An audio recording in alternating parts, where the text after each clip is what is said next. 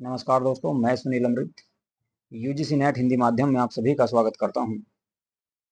जैसा कि आप सब लोग जानते हैं कि हम लोग प्राचीन इतिहास या यूजीसी नेट में जो पेपर सेकंड है आपका इतिहास का, उसमें प्राचीन भारत और मध्यकालीन भारत दोनों पोर्शनों को कर रहे हैं। मध्यकालीन भारत की अगर मैं बात करूं आपसे, तो उसमें मैं आपको लगभग दिल्ली सल्तनत पूरा करा चुका हूँ और मुगल वंश उसमें स्टार्ट आपका हो चुका है। और प्राचीन भारत में भी अब तक जो है लगभग ये आपका अंतिम पड़ाव की ओर है। इसमें लगभग आपकी 30 से 35 वीडियो आपकी आ चुकी है। और अभी फिलहाल जो चल रहा है वो मौर्य और मौर्योत्तर काल के क्वेश्चन इसमें हम लोग कर रहे हैं। मौर्योत्तर काल की भी मौर्य और मौर्योत्तर काल की भी हम इससे पहले अगर बात करें तो 4 क्लास के आसपास पढ़ चुके हैं। तो 5वीं क्लास रहेगी मौर्योत्तर काल की, मौर्य काल और मौर्योत्तर काल की। तो चलिए आज की क्लास करेंगे स्टार्ट। यदि आप लोग हमारे चैनल पर पहली बार आए हैं तो हमारे चैनल को सब्सक्राइब अवश्य कर लें और भाई वीडियो को लाइक तथा शेयर जरूर कर दिया करो। रही बात पीडीएफ की, पीडीएफ आपको संसार अकेडमी टेलीग्राम चैनल पर ये उपलब्ध करा दी गई है। वहां से आप लोग जो है पेपर 1 की भी और पेपर सेकंड की भी पीडीएफ डाउनलोड कर सकते हैं। ठीक है जी, तो चलिए करते हैं आज की क्लास को स्टार्ट। देखते हैं सबसे पहला क्वेश्चन कौन सा है आप लोगों के सामने। क्वेश्चन नंबर 121 है मौर्योत्तर काल और मौर्य काल का। ठीक है जी, और आज की क्लास का ये पहला क्वेश्चन रहेगा, किस विदेश यात्री ने चंद्रगुप्त मौर्य की सभा में प्रवेश किया था? तो बताओ कौन सा वो यात्री था, कौन सा वो विदेश यात्री था जो चंद्रगुप्त मौर्य के दरबार में आया था। देखिए भाई, चंद्रगुप्त मौर्य के समय की अगर हम बात करें तो एक आपको जो है शासक का नाम मिलेगा मेगास्थनीज, सॉरी क्या नाम था उनका, Seleucus Nicator. Seleucus Nicator, Seleucus Nicator. तो सेल्यूकस निकेटर के जो राजदूत थे, सेल्यूकस निकेटर के दरबार में रहा करते थे एक विद्वान जिनका नाम था मेगास्थनीज। और मेगास्थनीज को ही सेल्यूकस निकेटर ने अपना राजदूत बनाकर चंद्रगुप्त मौर्य के दरबार में भेजा था। तो सेल्यूकस निकेटर चंद्रगुप्त मौर्य के दरबार में आए और इन्हीं के द्वारा एक पुस्तक लिखी गई जिसको इंडिका के नाम से जाना जाता है। इंडिका जो है मेगास्थनीज की पुस्तक है जिससे मौर्य वंश की जानकारी मिलती है। तो कुल मिलाकर मेगास्थनीज जो थे ये इनके दरबार में आए थे। बात करें ह्वेनसांग की, ह्वेनसांग जो है हर्षवर्धन के दरबार में आए। और फाहियान की अगर मैं बात करूं तो फाहियान चीनी यात्री था, ह्वेनसांग भी चीनी यात्री था, इत्सिंग भी जो है चीनी यात्री था। इत्सिंग आएगा आपके हर्षवर्धन के बाद। और फाहियान की बात करें तो ये चंद्रगुप्त विक्रमादित्य के दरबार में आए थे। तो सही आंसर होगा इसका आपका डी। डी ऑप्शन इसमें आपका सही हो जाएगा। अगले क्वेश्चन पे चलेंगे। अगला जो क्वेश्चन है आप लोगों के सामने वो देखते हैं कौन सा है भाई।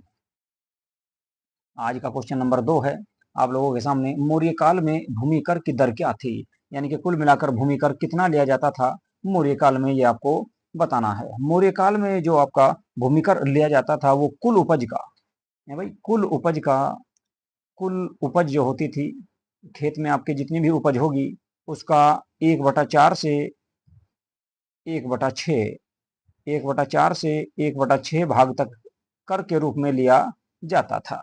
मौर्य काल में भूमि कर जो लिया जाता था वो आपका 1/4 से 1/6 तक भाग लिया जाता था। ठीक है जी, चलिए इसके बाद अगला क्वेश्चन को देखेंगे। अगला जो क्वेश्चन है तो ए ऑप्शन आपका इसमें सही हो जाएगा भाई। ए ऑप्शन आपका इसमें सही हो जाएगा। अगला क्वेश्चन देखेंगे कौन सा है। प्राचीन भारत की यात्रा करने वाले निम्नांकित विदेशी यात्रियों में सबसे पहले कौन भारत आया था? ये आपको बताना है। प्राचीन भारत की यात्रा करने वाले निम्नलिखित विदेशी यात्रियों में से कौन सबसे पहले भारत में आया, ये आपको बताना है। देखो भाई, फाहियान जो आया था, फाहियान जो आया ये आया था किसके दरबार में? ये आया था चंद्रगुप्त मौर्य के दरबार में, तो सॉरी चंद्रगुप्त विक्रमादित्य के दरबार में। चंद्रगुप्त विक्रमादित्य के दरबार में या चंद्रगुप्त सेकंड के दरबार में ये आया था। वैनसांग की अगर बात करूं, वैनसांग जो है ये हर्ष के दरबार में आया था भाई। हर्षवर्धन के दरबार में ये आया था जो बहुत बाद में आएगा, लगभग आपका 7वीं शताब्दी में ये आपका आएगा। चंद्रगुप्त मौर्य की बात करें, सॉरी ये फाहियान की बात करूं तो फाहियान जो है ये आपका गुप्त वंश के समय आएगा। तो इन सबसे पहले कौन आया? और अब बात करें अलबरूनी की, तो अलबरूनी जो है पृथ्वीराज चौहान के समय, पृथ्वीराज चौहान के समय जब त्राइन का सेकंड युद्ध हुआ, त्राइन का सेकंड युद्ध हुआ, पृथ्वीराज चौहान के समय जब त्राइन का सेकंड युद्ध होगा तो उस समय आपके ये आएंगे किसके साथ भाई, मोहम्मद गोरी के साथ। तो कुल मिलाकर मेगास्थनीज जो था ये सबसे पहले आया। मेगास्थनीज चंद्रगुप्त मौर्य के दरबार में आया था। चंद्रगुप्त मौर्य के दरबार में कौन आया था, मेगास्थनीज आया था। तो कुल मिलाकर इसका सही आंसर आपका बी हो जाएगा। अगले क्वेश्चन पे चलेंगे। अगला क्वेश्चन है आपका, निम्नांकित में से कौन सा विभाग कंटक शोधन से संबंधित है। कंटक शोधन, देखो मैंने आपको बताया कंटक शोधन जो है, कंटक शोधन जो है ये एक न्याय विभाग है, न्यायपालिका का विभाग है। कंटक शोधन न्यायपालिका से संबंधित है। दो प्रकार के इसमें न्यायालय हुआ करते थे मौर्य काल में। दो प्रकार के न्यायालय हुआ करते थे, उनके बारे में बात कर लेते हैं। एक को कहा जाता था कंटक शोधन, और एक को कहा जाता था क्या भाई, एक को कहा जाता था आपका क्या, एक को कहा जाता था धर्म स्थनीय, धर्म स्थनीय, धर्म धर्म स्थीय, धर्म स्थीय के नाम से जाना जाता था एक न्यायालय को, और एक को बोलते थे क्या, कंटक शोधन, कंटक शोधन कहा जाता था एक को, कंटक शोधन, कंटक शोधन। तो मौर्य काल में दो प्रकार के न्यायालय हुआ करते थे, एक था कंटक शोधन और एक था आपका धर्म स्थनीय। ठीक है, तो ये दो प्रकार के थे। तो कुल मिलाकर कहा जा सकता है क्या भाई, ये थी आपकी क्या, अदालतें, न्यायालय थे, तो न्यायपालिका से संबंधित थे। तो कुल मिलाकर आपका डी आंसर इसमें सही होगा। अगला क्वेश्चन देखेंगे।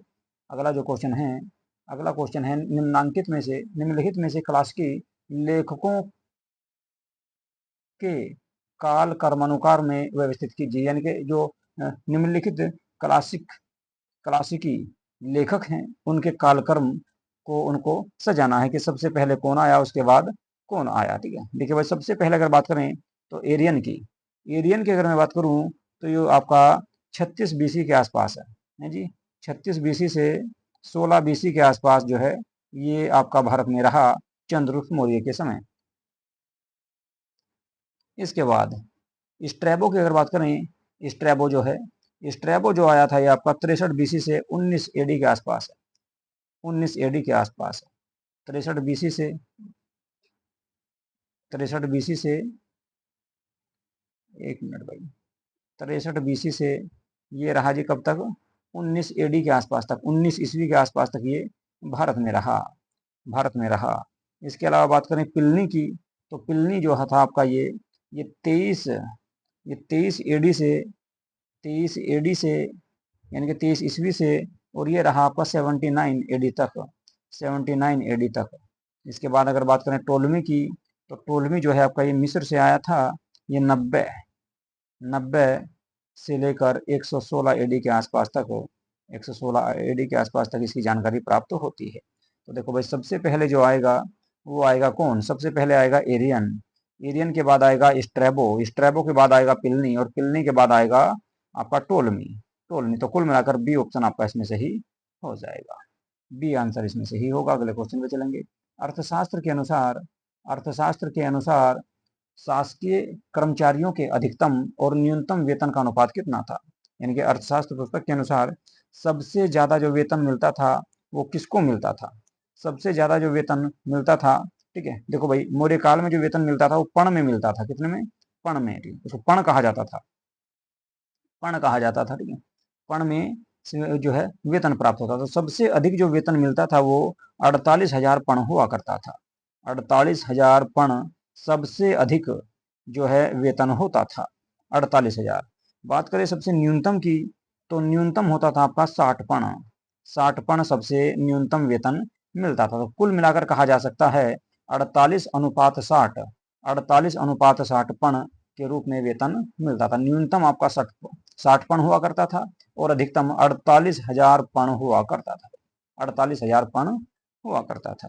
तो इस हिसाब से देखोगे तो इसका सी आंसर आपका इसमें सही हो जाएगा, सी आंसर इसमें सही हो जाएगा।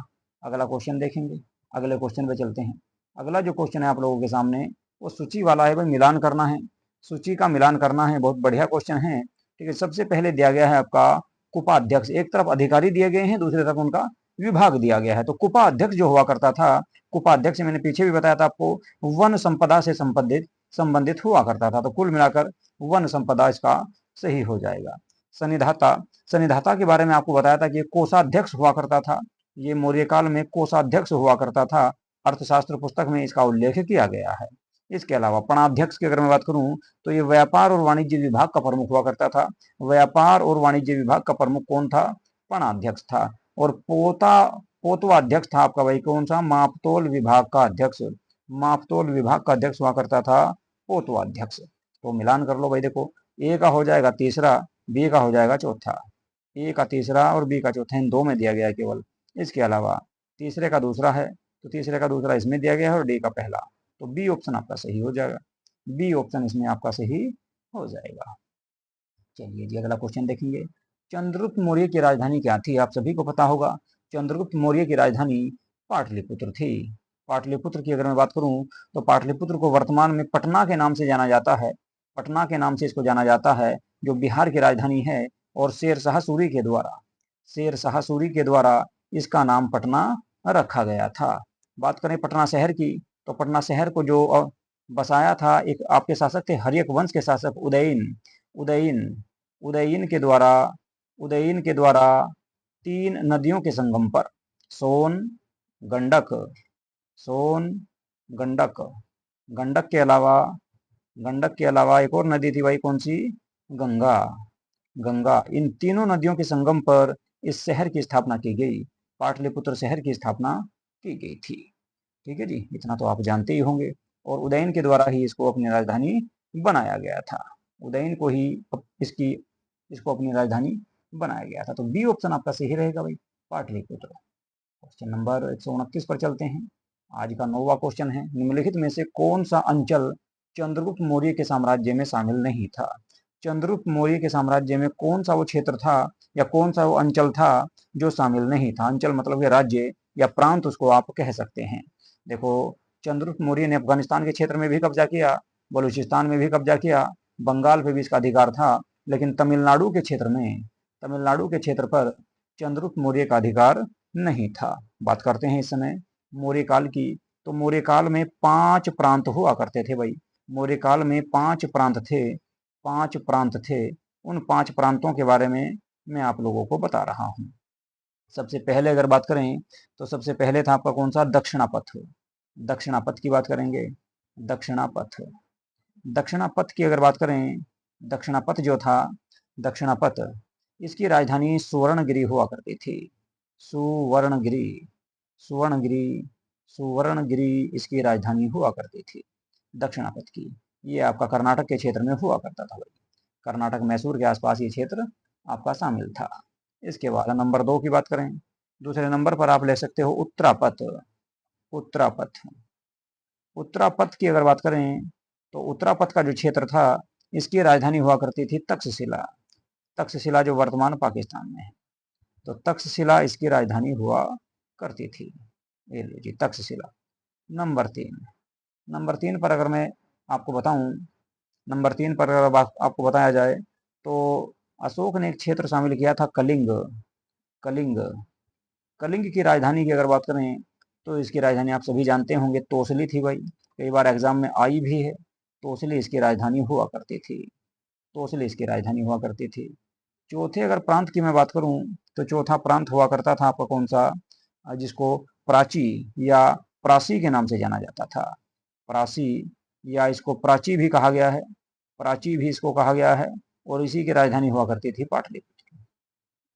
पाटलिपुत्र इसी की राजधानी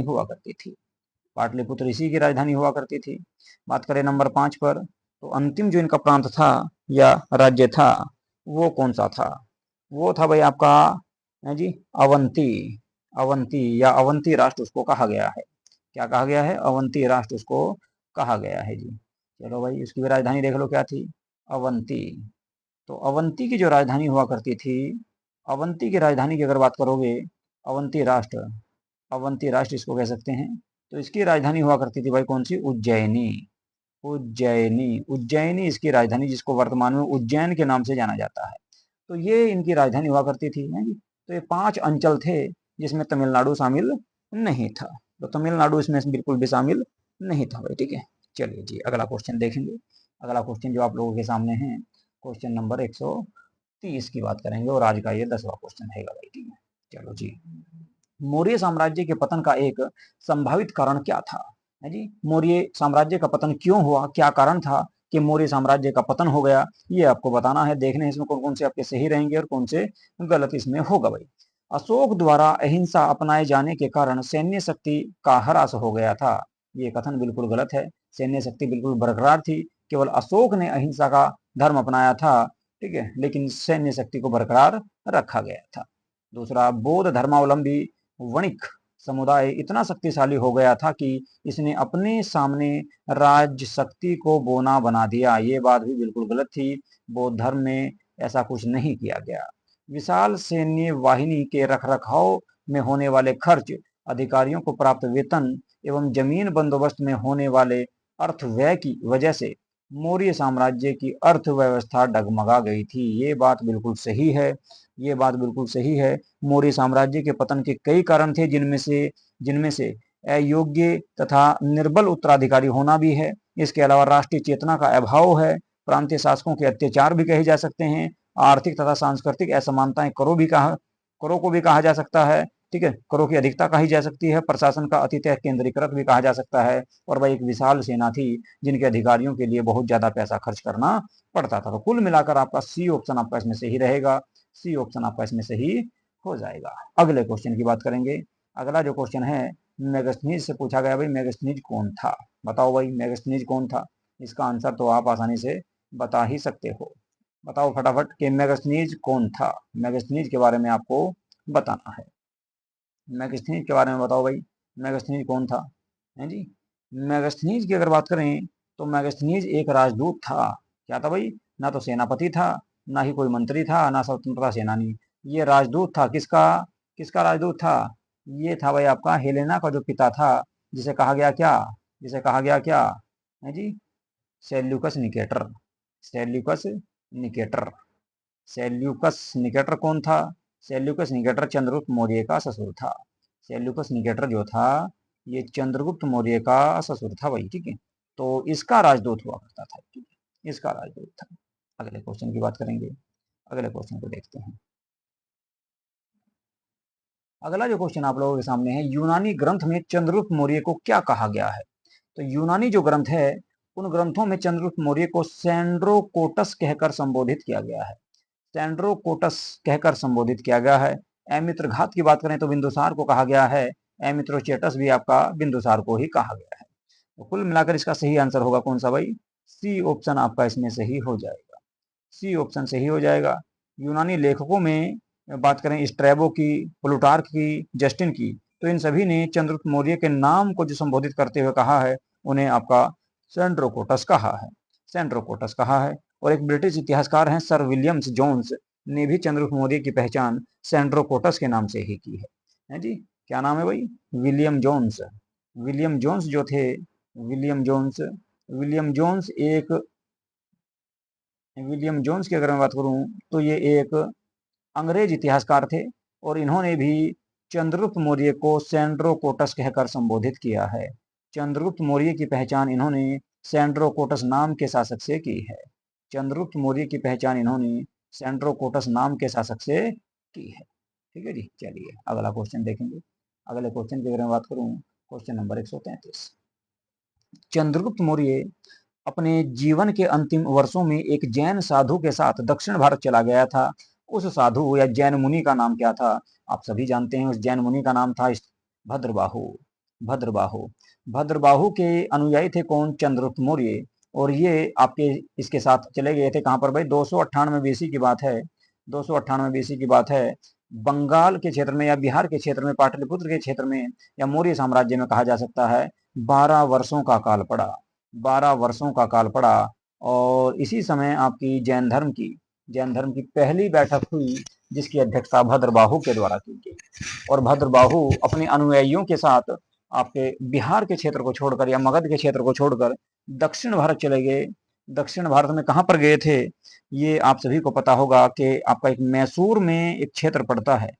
मैसूर जो कर्नाटक में है, यहाँ पर एक क्षेत्र पड़ेगा सरवण बेलगोला। सरवण बेलगोला। सरवण बेलगोला में ये अपने अनुयायियों के साथ वो उत्तर भारत के क्षेत्र को छोड़कर चले गए थे और यहीं पर चंद्रगुप्त मौर्य ने संथारा या संलेखना पद्धति से अपने प्राण त्यागे थे 298 बीसी में। 298 बीसी में इन्होंने यहाँ अपने प्राण त्याग दिए थे। तो भद्रबाहु के साथ गए थे भाई। ठीक है जी, चलिए अगला क्वेश्चन देखेंगे। मौर्य काल में राजकीय मुद्रा को क्या कहा जाता था? जो राजकीय मुद्रा, सरकारी मुद्रा जो हुआ करती थी, उसको क्या कहा जाता था? मैंने पीछे भी बताया था आपको कि पण कहा जाता था। पण कहा जाता था किसको? राजकीय मुद्रा को। तो ये एक चांदी का सिक्का हुआ करता था। पण जो था एक चांदी का सिक्का था। पिछली क्लास में मैंने आपको सिक्कों के बारे में बताया था। पण जो था ये एक चांदी का सिक्का था और इसको राजकीय मुद्रा कहा गया। राजकीय मुद्रा कहा गया। निष्क की अगर मैं बात करूं, निष्क जो आपका ऊपर दिया गया है, निष्क, निष्क जो था ये आपका, ये कहीं का था भाई? ठीक है, निष्क जो था, निष्क हुआ करता था, ये एक आभूषण कहा गया प्राचीन काल में, लेकिन आपको एक सोने का सिक्का बताया गया इसको, है जी। निष्क जो है, निष्क जो है इसको सोने का सिक्का, ये सोने का सिक्का था। कहीं का भाई? सोने का सिक्का था। ये एक सोने का सिक्का था जी, ठीक है, निष्क। लेकिन प्राचीन काल में ये गले में, गले जो है एक पहनने वाला हार था जो गले में पहना जाता था। इसके अलावा करपाषाण की बात करें, करपाषाण की अगर बात करें तो ये भी एक प्रकार का सिक्का था। ये भी एक प्रकार का सिक्का हुआ करता था और शतमान भी एक सिक्का था। लेकिन मौर्य काल में अगर बात करें तो मौर्य काल का था पण।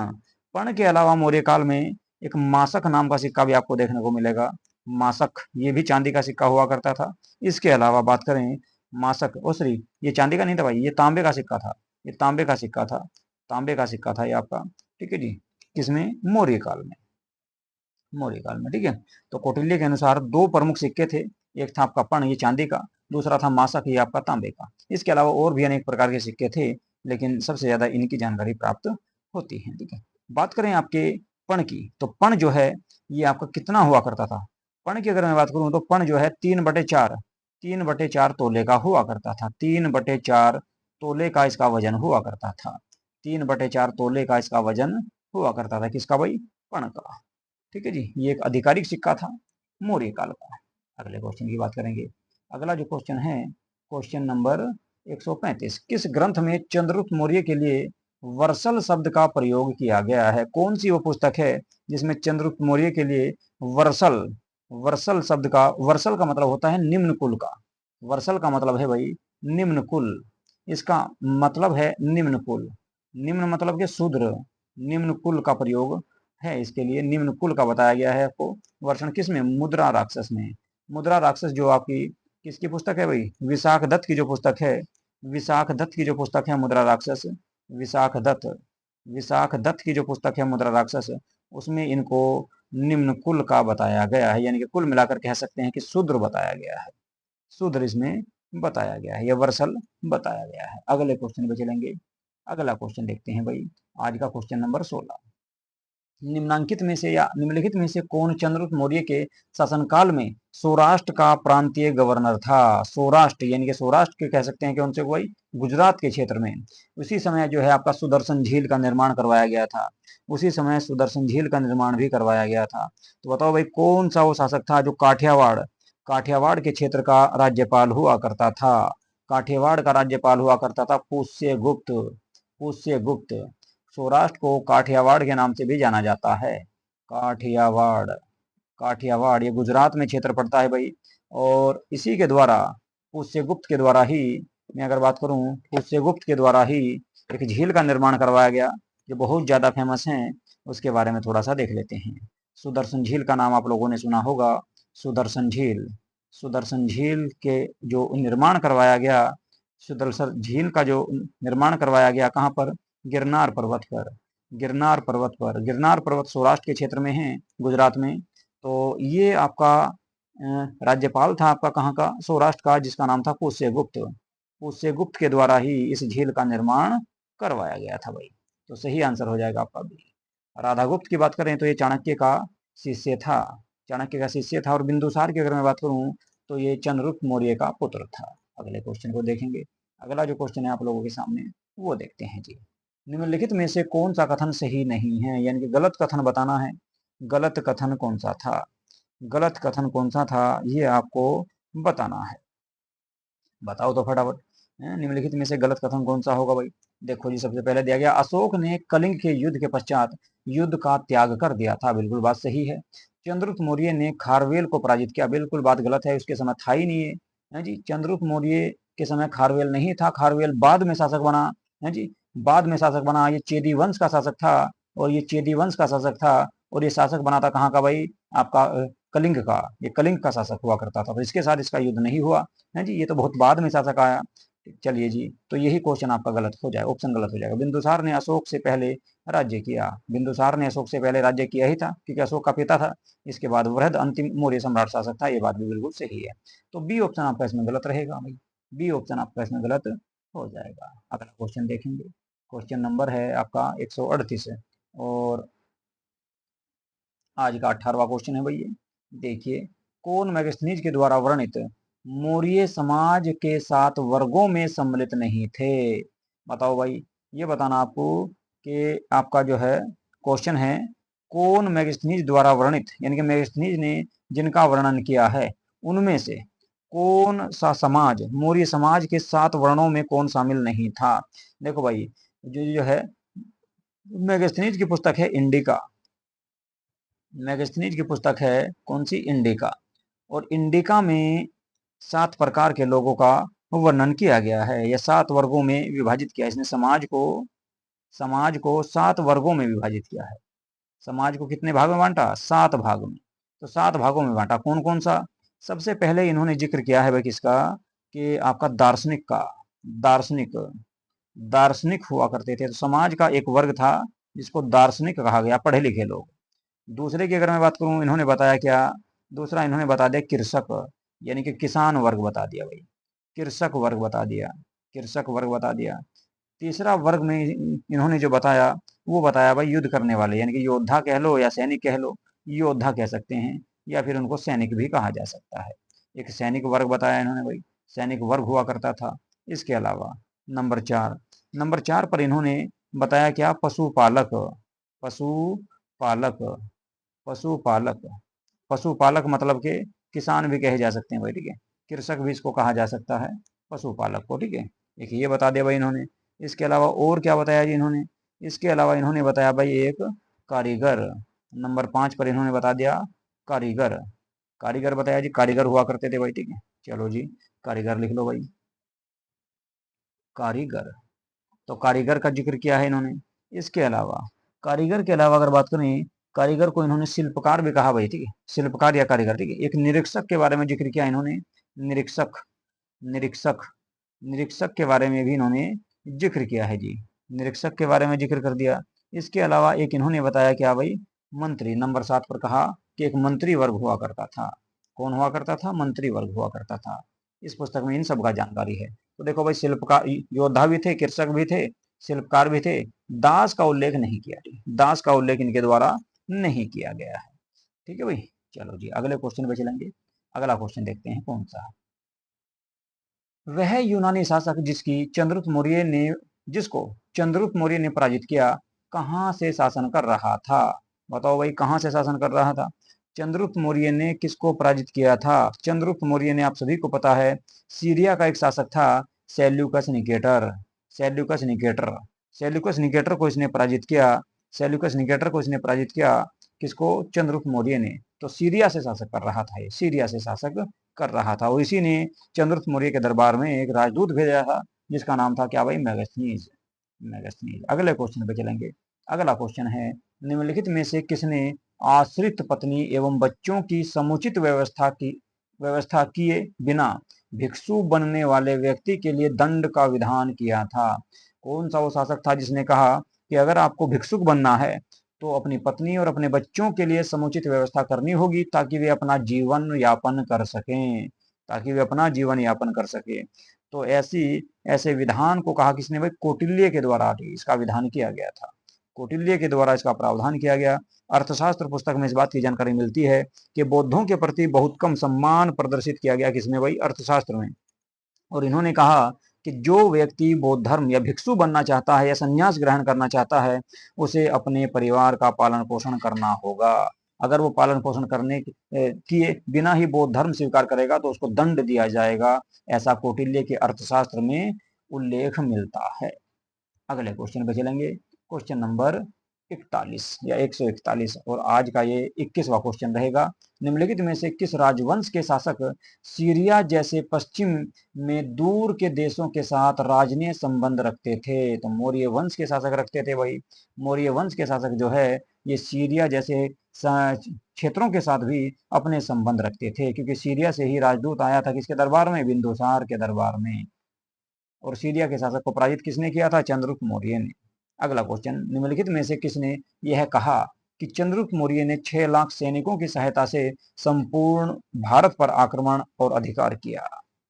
ये बात किसने कही थी आपको बताना है। मैंने आपको ये बात कई बार बताई कि प्लूटार्क नामक जो इतिहासकार था, इसके द्वारा कहा गया है कि चंद्रगुप्त मौर्य ने 6 लाख की सेना लेकर समूचे भारत को रोंद डाला था।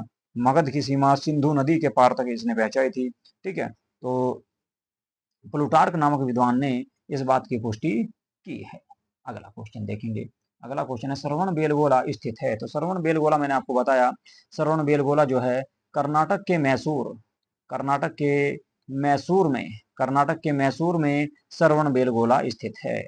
श्रवण बेलगोला कर्नाटक के मैसूर में स्थित है। यहीं पर चंद्रगुप्त मौर्य के द्वारा संथारा या इसी को संलेखना पद्धति कहा गया है, 298 बीसी में अपने प्राण त्यागे थे।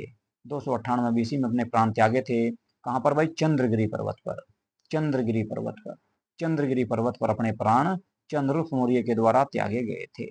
चंद्रगुप्त मौर्य ने अपने प्राण यहां पर त्यागे थे। चलिए जी अगला क्वेश्चन देखेंगे। अगला क्वेश्चन देखते हैं भाई कौन सा है। मेगास्थनीज मौर्य के आस्थान में है जी, आस्थान में, इसके बाद खाली स्थान है, के रूप में आया था। बताओ भाई, चंद्रगुप्त मौर्य जो है मेगास्थनीज मौर्य के आस्थान में सेल्यूकस निकेटर के राजदूत के रूप में भारत आया था। किसके रूप में? सेल्यूकस निकेटर के राजदूत के रूप में। तो बी ऑप्शन आपका इसमें सही होगा। अगला क्वेश्चन देखेंगे। अगले क्वेश्चन की बात करें, निम्नलिखित आरोहण क्रम की प्रशासनिक संरचना में किसका क्रम सही है? बताओ भाई, किसका क्रम सही होगा? है जी, आरोहण क्रम का मतलब है जी आरोहण क्रम में बताना पड़ेगा। चलिए जी, देखिए भाई, सबसे पहले आएगा क्या? ठीक है, आरोहण क्रम में इसको बांटना है। अगर मैं बात करूं, सबसे पहले इसमें अगर देखा जाए तो कौन सा आएगा? सबसे पहले आएगा भाई स्थानीय। तो 2 में दिया गया स्थानीय के बाद में आएगा द्रोणमुख भी दोनों में दिया गया है। द्रोणमुख के बाद आएगा आपका कौन सा? द्रोणमुख के बाद आएगा आपका, देखो स्थानीय किसको कहा जाता था ये भी मैं आपको बता दूं साथ साथ। ठीक है, स्थानीय की अगर बात करें तो स्थानीय में आपके कितने गांव आते थे? स्थानीय में आपके 800 ग्राम शामिल किए जाते थे भाई। 800 ग्रामों का समूह होता था क्या? स्थानीय उसको कहा जाता था।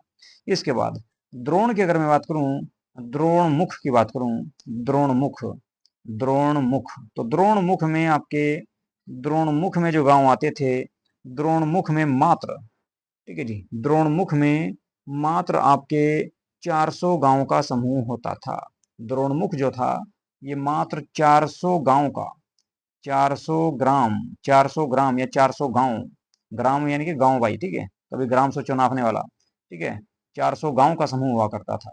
इसके बाद अगर बात करें, आपका आएगा भाई कौन सा? कावर्तिक